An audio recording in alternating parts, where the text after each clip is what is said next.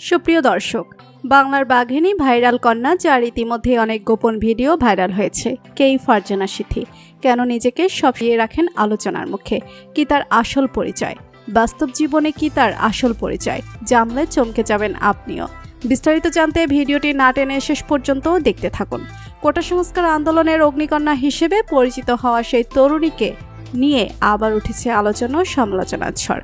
সম্প্রতি সেনাবাহিনীর এক কর্মকর্তার সাথে বিতর্কে জড়িয়ে পড়েন ফারজানা সিথি। আগেরবার রাজপথে কোটা আন্দোলনের সময় ইতিবাচক ভূমিকা রাখার জন্য বিশেষত হয়েছিলেন এই তরুণী। আন্দোলনের সময় ভাইরাল হওয়া এই ভিডিওতে ফারজানা সিথির দারাজ কণ্ঠে পুলিশ কর্মকর্তাদের প্রশ্ন করছেন, তবে এইবার ভাইরাল হয়েছেন নেতিবাচক কর্মকাণ্ডের জন্য। গত শুক্রবার শাহবাগ থানার এক ঘটনাকে কেন্দ্র করে সেনাবাহিনীর এক কর্মকর্তার সাথে উত্তপ্ত বাক্য ব্যয়ের ভিডিও সামাজিক যোগাযোগ মাধ্যমে ছড়িয়ে পড়ে।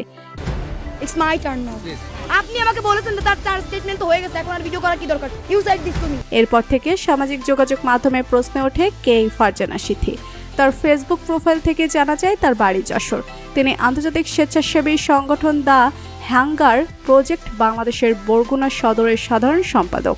ফেসবুক প্রোফাইল থেকে তার শিক্ষা প্রতিষ্ঠানের নাম জানা যায়নি। নিজেকে ঢাকা বিশ্ববিদ্যালয় শিক্ষার্থী হিসেবে পরিচয় দিলেও জানা যায় তিনি government college of applied human সায়েন্সের শিক্ষার্থী। ইন্টারনেটে ছড়িয়ে পড়া তথ্যের ফারজানা সিথিকে কোটা সংস্কার আন্দোলনের সমন্বয়ক হিসেবে প্রচার করা হলেও 158 সদস্য বিশিষ্ট সমন্বয়কের তালিকায় তার নাম পাওয়া যায়নি। তার ব্যক্তিগত জীবন নিয়েও শুরু হয়ে গিয়েছে সমালোচনা। তার পোশাক, চলাফেরা, জীবনযাপন নিয়েও করা হচ্ছে সমালোচনা। তার বিভিন্ন সময় ছবি ও ভিডিও ছড়িয়ে পড়েছে সোশ্যাল মিডিয়ায়। বিভিন্ন নির্মাতা ও ফটোগ্রাফি হাউজের বিভিন্ন ফটোশুট ও ভিডিওগ্রাফিতে অংশ নিতে দেখা যায় ফারজানা সিথিকে।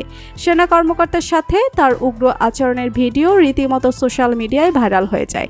অন্যদিকে উস্কানি অপমানের মুখেও পেশা দায়িত্ব বজায় রাখার জন্য প্রশংসায় ভাসছেন সেই সেনা কর্মকর্তা ক্যাপ্টেন আশিক। সেনা প্রধানের কাছ থেকে পেয়েছেন সূচক সেনা গৌরব পদক।